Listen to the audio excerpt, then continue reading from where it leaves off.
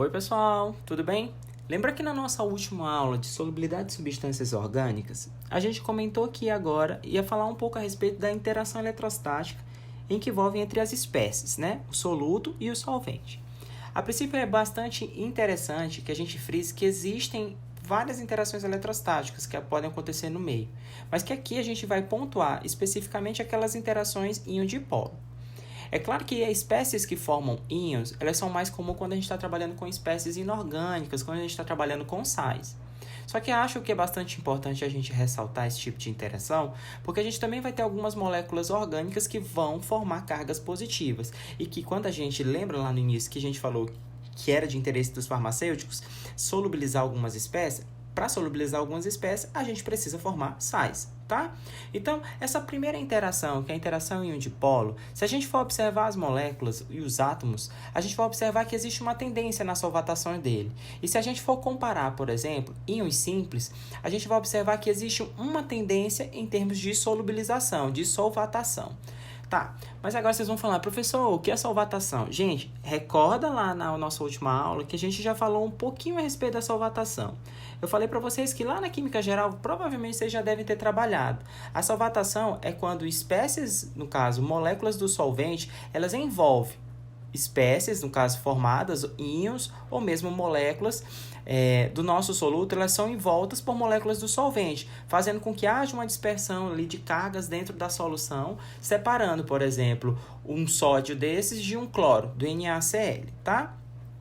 Se a gente for voltar aqui para comparar as espécies da família 1A, a gente observa o quê? Que a gente tem o lítio, sendo maior que o sódio, maior que o potássio e maior que o rubídio em termos de solvatação. Não estou falando de raio não, tá? Porque a tendência do raio atômico é qual?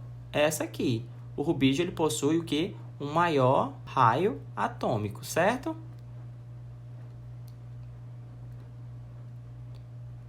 O que a gente observa é o seguinte, que quanto menor é a espécie, quando comparados aqui entre esses íons simples, quanto menor é a espécie, mais solvatada ela é. Então, quanto menor for o íon, maior será a energia de hidratação dele. Se a gente pegar aqui agora e for considerar, em termos de comparação, o lítio e o rubídio como esferas de carga, a gente vai observar que o lítio ele possui um raio menor, então ele possui uma maior concentração de cargas. Enquanto o rubídio, por ele ser uma espécie maior, no caso possui um raio atômico maior, ele vai ter uma maior dispersão de cargas. Então a gente observa que, por eles possuírem a mesma carga, a distribuição delas de forma diferente faz com que a solvatação deles seja diferente. Então a energia de hidratação do lítio ele vai ser superior à energia de hidratação do rubídio. E se a gente comparar agora os cátions divalentes com essas espécies, no caso, os cátions monovalentes, a gente vai observar que os cátions divalentes eles vão possuir uma energia de hidratação muito maior do que os cátions monovalentes. Então, confere aqui comigo na tabela 3. Se a gente observar aqui, por exemplo, o lítio ele possui uma energia de hidratação de menos 122 quilocalorias e vai diminuindo quanto maior é o raio dos nossos átomos, tá? Então, por exemplo, a energia de hidratação do rubídio é de menos 76 quilocalorias por mol. Se a gente for pegar agora os cátions divalentes, o magnésio, ele possui uma energia de hidratação de menos 476 quilocalorias por mol. Comparado agora com o bário, a gente tem menos 316. Observa que aqui a gente está descendo a tabela e está aumentando o tamanho dos nossos íons, por isso que se diminui a energia de hidratação. Mas mesmo comparando esses cátions aqui com esses, no caso, que possuem uma só carga, né? O lítio, sódio, potássio e rubídio, o bário, com uma carga de 2+, ele possui uma energia de hidratação superior. Essa tendência de raio atômico ela é observada quando a gente compara, por exemplo, sais de cloreto, de lítio, de sódio e de potássio. A gente vai observar que se a gente pegar esses sais de cloreto com cátions, no caso da família 1A, a gente vai observar que quando a gente tenta solubilizar eles em meio aquoso, a gente vai ter esse tipo de solvatação, né? Observem que as moléculas de água aqui, elas estão interagindo, ó. O oxigênio, que possui uma carga parcial negativa, ele está interagindo com quem? Com o sódio, que ele possui uma carga positiva. Enquanto os hidrogênios com cargas parciais positivas interagem com o cloro. Esse tipo de solubilização, de solvatação, ele é exotérmico. Então, se a gente tentar fazer a solubilização, a gente vai observar que ocorre liberação de calor, tá? Sais de sódio ou tetrametilamônio de cloreto, brometo e iodeto, eles são melhor solvatados quanto menor é o ânion, né? Quanto menor for o ânion, devido ao aumento da atração dipolar com o ânion menor. Então, se a gente possuísse ânions menores, que é no caso aqui, comparando essas espécies, quanto menor for o ânion, melhor vai ser a solvatação dele. Então, comparando o cloro com o brometo e iodo, quem que é menor? Cloro, brometo e iodo, tá? Quem aqui, como que se dá a tendência do raio atômico comparando essas espécies? Ela acontece como? O raio ele aumenta assim, né, gente? Então, o cloro ele vai ter uma melhor solvatação comparado entre essas espécies. Curiosamente, a dissolução de alguns sais é endotérmica. E, de fato, se a gente solubilizar o cloreto de amônio e o nitrato de amônio em água, a gente vai observar que a solução ela vai esfriar. Então, pessoal, eu peço que vocês pausem a aula aqui para fazer uma pesquisa. Eu quero que vocês levem para o nosso encontro síncrono por que o NaHCl, o cloreto de amônio, quando ele está em meio aquoso, o processo de solubilização ele é espontâneo. E, no entanto, ele ocorre de forma endotérmica, com absorção de energia, certo?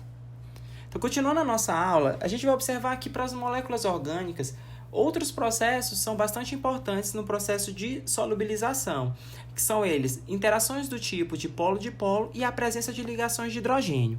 As interações do tipo dipolo-dipolo, eu vou tentar representar aqui para vocês com um exemplo.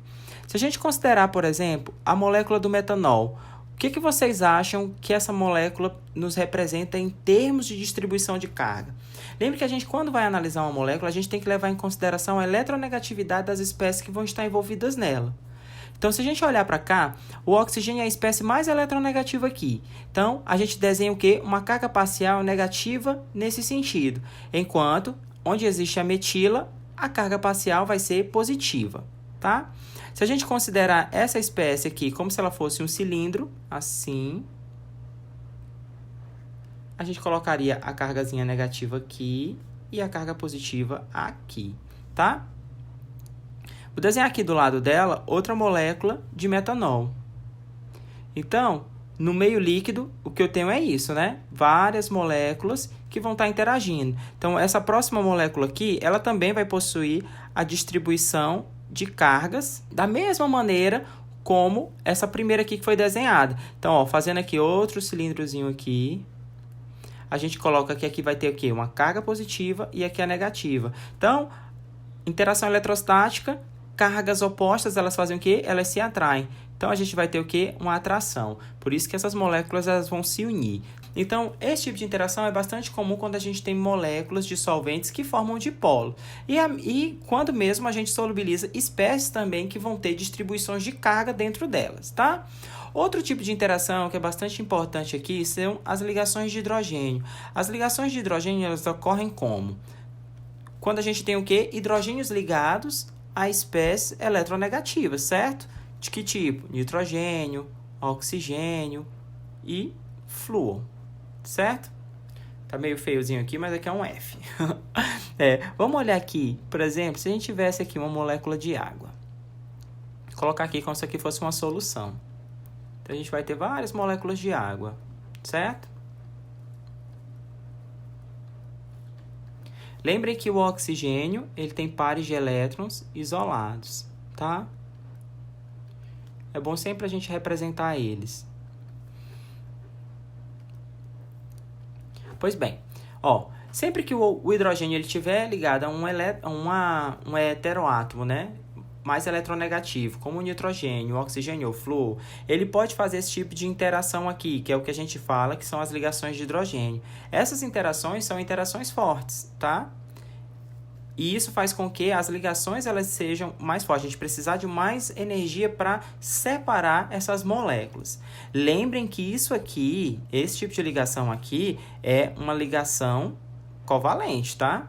Isso aqui não é uma ligação de hidrogênio, não. As ligações de hidrogênio são ligações que acontecem entre cadeias entre átomos que estão em moléculas diferentes, tá?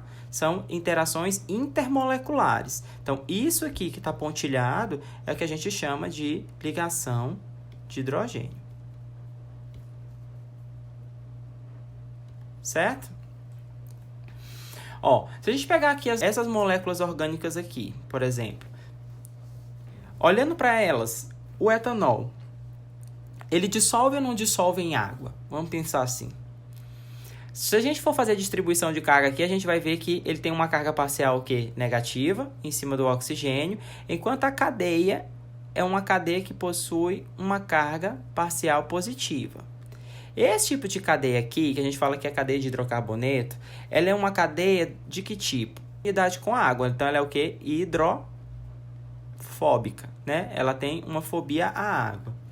Essas cadeias, parte da cadeia, na verdade, né? Que são negativas aqui, no caso, que possui o átomo de oxigênio ligado a hidrogênio, elas têm uma interação com a água através da ligação de hidrogênio. Lembrem lá, né?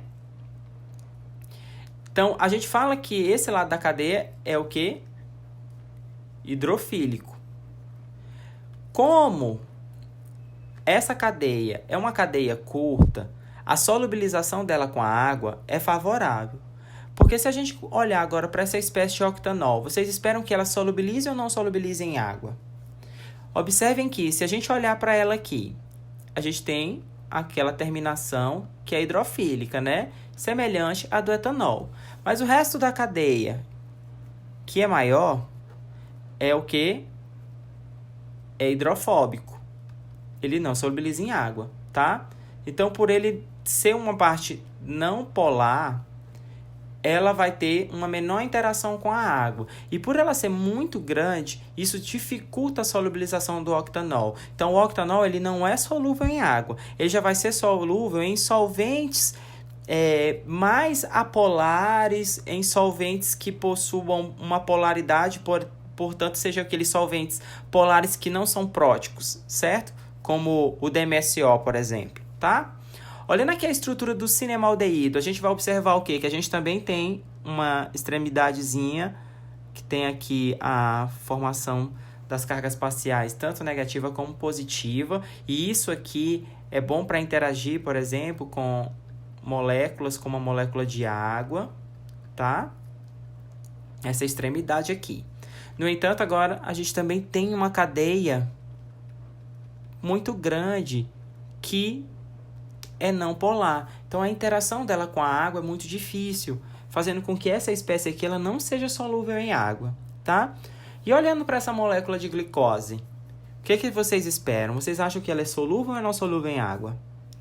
É só vocês tentarem lembrar de que a gente utiliza ela em casa para adoçar, né? Adoçar açúcar, adoçar café e intuitivamente a gente sabe que ela solubiliza. Mas por que ela solubiliza? Porque, ó, ela tem o quê? Várias moléculas. Desculpa. Ela tem vários grupos funcionais na cadeia com oxigênio, né? Que facilitam a interação com as moléculas de água. Então, vai formar muitas ligações de hidrogênio com as moléculas de água, tá? O que vai facilitar a solubilização. Pessoal, vamos tentar levar para os termos práticos, indo para o laboratório. Como que acontece esses processos de solubilização? Como que eles são importantes para a gente? Se a gente pensar em termos de solubilização, é muito comum a gente levar para o laboratório e tentar fazer processos que a gente chama de processos de extração. Quando a gente vai preparar extratos de plantas, por exemplo, a gente tenta particionar, a gente tenta separar fases. A gente quer separar aqueles compostos que têm mais afinidade com solventes que são polares, daqueles que têm mais afinidade com solventes apolares. A gente fala que durante o processo de extração, a gente faz a distribuição dos solutos em fases, tá? Então, a gente faz uma distribuição desse material sólido, que é o nosso soluto, em fases diferentes. O processo de extração ele pode acontecer tanto por partição como adsorção. Então, parem agora para pesquisar, a gente vai ver isso no nosso próxima aula, que é o próximo assunto, qual é a diferença entre partição e adsorção. Então, eu peço que vocês pausem também agora e anotem esses nomes para vocês fazerem uma pesquisa, tá? Os processos de extração, eles envolvem apenas a partição, tá? E a partição, ela se dá através da extração líquido-líquido. Então, sempre que a gente vai fazer uma extração líquido-líquido, a gente tem o que a gente chama de coeficiente de partição, que é o que vai indicar o quanto que aquele meu solvente ele é eficiente para extrair o soluto de interesse. Então, o coeficiente de partição, representado aqui pela letra K, ele nada mais é do que a relação entre a concentração do meu analito aqui, né, de interesse, inicialmente na minha fase extratora, dividido pela concentração do meu analito na fase original. Então, sempre que eu faço a extração, eu tenho o seguinte, é como se eu olhasse para cá. Eu tenho uma fase, que seria essa daqui de baixo, por exemplo, considero que ela seja a minha fase inicial. Eu adicionei aqui dentro outro solvente, e esse outro solvente cria uma nova fase, que ele vai extrair essas espécies para cá. Então, agora, eu tenho aqui o que eu chamo de solvente extrator, né? Deixa eu mudar a coloração para ficar mais fácil. Ó. Aqui em cima, eu teria o meu solvente extrator aqui em cima e aqui embaixo eu tenho o meu solvente original. Então, quando eu pego essas duas fases aqui, separo elas, faço a evaporação e descubro o quanto de massa que eu tenho de analito aqui e aqui, eu posso fazer essa relação e descobrir qual é o coeficiente de partição desse meu solvente, tá? A escolha do solvente de extração. Bem, o solvente para ser escolhido é ideal que ele siga esses quatro fatores aqui. O primeiro deles é que ele não deve reagir de forma quimicamente reversível com os componentes da mistura. Gente, não é interessante eu utilizar um solvente que ele provoque uma reação. Por quê? Porque eu quero separar os meus analitos, né? Isolar os meus compostos de forma que ele não seja, de forma natural, né? Na qual ele não venha alterado. Então, o meu solvente ele não pode reagir. Ou ele até pode reagir, contanto que eu consiga reverter a reação, que é o que acontece quando a gente faz aquelas extrações ácido-base, tá? O meu solvente ele deve ser imissível ou quase imissível com a solução original. Então, o que é ser imissível? Imissível é quando não se misturam. Então, eu tenho que ter solventes que não se misturam. Um exemplo de solventes que são imissíveis, se eu for misturar, por exemplo, a água, mas quem? Escolha aí para mim um solvente que seja imissível à água. Um solvente que seja apolar. Vamos pegar então o tetracloreto de carbono. Então, se eu utilizasse esses dois solventes, eu sei que eu vou estar criando o quê? Duas fases. Porque eles são o quê? Imissíveis, tá? Outra característica, o meu solvente ele deve remover de forma seletiva o componente que é desejado da solução que está sendo extraída. Então, o solvente ideal é aquele que eu consigo utilizar e ele consegue selecionar os componentes que eu quero retirar da solução. Porque nada adianta eu colocar um solvente que quando eu adicione ele não selecione, ele retire tudo. Por exemplo, eu coloco um solvente, eu tenho uma mistura que é bastante suja, e eu falo suja sempre, porque ele tem presença de muitas coisas, né? Tipo graxas, presença de triterpenos, a presença de outros constituintes como a clorofila. E quando eu adiciono, ele não consegue fazer essa distinção entre grupos funcionais, digamos assim, entre as classes. E aí, se ele não consegue fazer essa distinção, ele não é ideal, porque ele não vai selecionar, tá? E por fim, o meu solvente ele deve ser facilmente separável do soluto. O uso de um solvente volátil ele facilita a sua remoção por destilação simples. Então, quando eu faço a escolha de um solvente, o ideal é que eu consiga separar. Então, por exemplo, eu pego um solvente como o éter dietílico. Ele vai ser um solvente fácil de formação de fases, né? Por exemplo, se eu usar a água e o éter dietílico, eu consigo mostrar que eu vou formar fases. E, no entanto, o que foi extraído com o éter dietílico, eu consigo secar ele facilmente. Então, eu consigo obter o meu soluto de forma fácil. Porque o éter dietílico ele é facilmente volatilizado, tá? Por meio de destilação simples. Então, isso é um fator positivo para a utilização dele. nessa extração que eu estou comentando. Dos processos de extração, a gente tem alguns exemplos que podem ser mencionados. Dentre eles, a gente tem a extração do tipo ácido-base, que é muito comum nos laboratórios de produtos naturais. Nesse tipo de extração ácido-base, a gente vai precisar ter espécies que são diferentes, tá? Então, vamos imaginar que a gente tem uma mistura de 2 ou mais compostos. Imagina que a gente tem 2 solutos, sendo que um deles é neutro e não polar, e o segundo é iônico e polar. Olha para cá, o naftaleno é a nossa espécie neutra e não polar, então ele não é solúvel em que tipo de solvente? Solventes polares, né? Tipo a água. E já o benzoato de sódio, ele é um sal. Olha para cá, a gente tem a presença aqui de cargas, né? No caso desse carboxilato com a carga negativa e do sódio com a carga positiva, fazendo com que ele seja uma espécie iônica e solúvel em água. Bem, se a solução desses compostos estiver numa solução apolar e for agitada com um solvente polar, em qual fase se encontram os compostos? Imagina o seguinte, que a gente tem essas duas espécies e elas estão solubilizadas no éter dietílico. E que em seguida eu adiciono água, então vai ter a formação de fase, certo? Onde que eu espero encontrar cada uma dessas espécies? Pessoal, isso tem que ser simples. Olha para essa espécie aqui. Eu já falei que ela é uma espécie não polar. Por ela ser não polar, ela tem que estar em que tipo de solvente? Em um solvente apolar. Então, eu espero que no solvente apolar eu encontre o naftaleno. E já no meu solvente polar, eu espero encontrar o benzoato de sódio, por ele ser uma espécie polar, certo? Bem, muitas vezes a gente vai ver que dentre os solutos, dentro das espécies que a gente tem no nosso meio lá, na nossa solução, a gente vai ter espécies como ácidos carboxílicos e fenóis, que naturalmente são espécies polares e hidrofílicas. Eles vão possuir uma certa afinidade com a água. E isso porque, lembre das estruturas, o fenol, ele possui o quê? Um anel aromático e um OH ligado a ele, enquanto os ácidos carboxílicos, eles possuem a função carboxílica, né? Eles possuem essa terminaçãozinha aqui.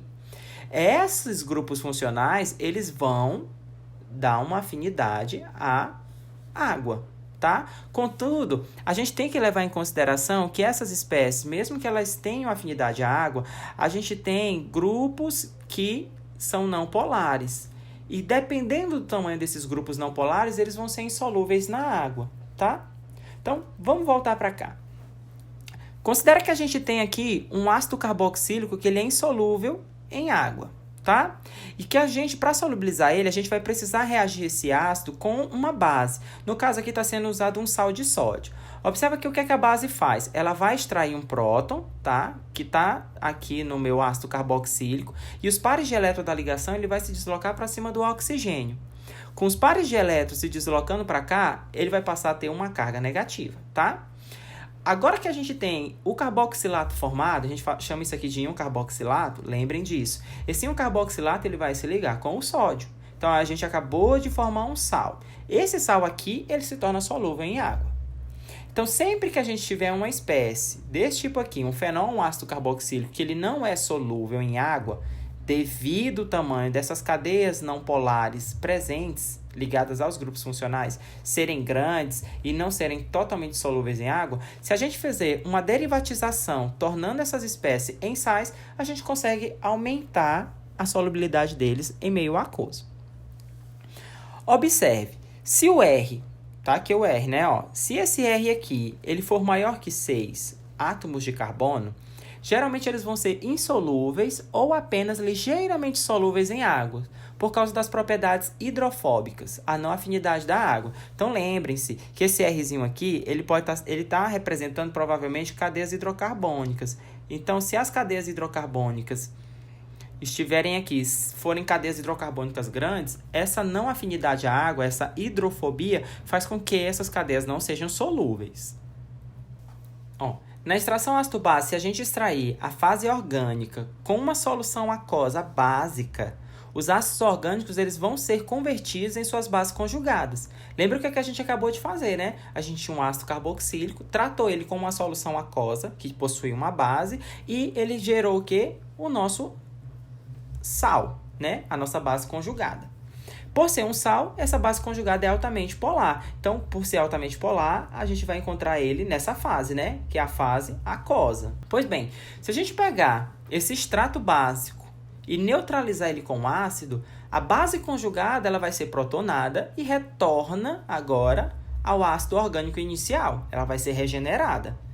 Esse ácido regenerado ele pode surgir como precipitado ou como uma segunda camada líquida. Então, o que eu tenho? Eu tenho aqui o sal orgânico, que eu gerei naquela minha primeira reação, na extração, e agora eu estou tentando fazer o quê? Recuperar ele. Então, eu adicionei um ácido, no caso, uma solução com ácido clorídrico, e aí o que ele faz? Ocorre a protonação, regenerando o ácido carboxílico. Então, eu tenho a regeneração do ácido carboxílico.